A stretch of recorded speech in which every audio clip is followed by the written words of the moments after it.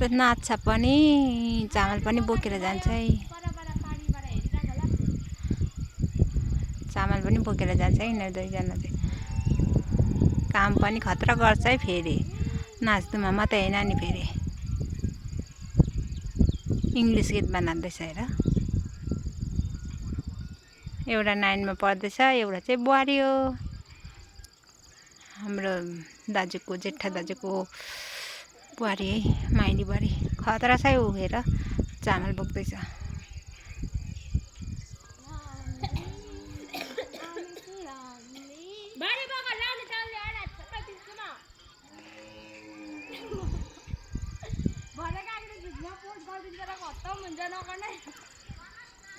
यो त फेसबुकमा जान्छ नि हो केटीहरू।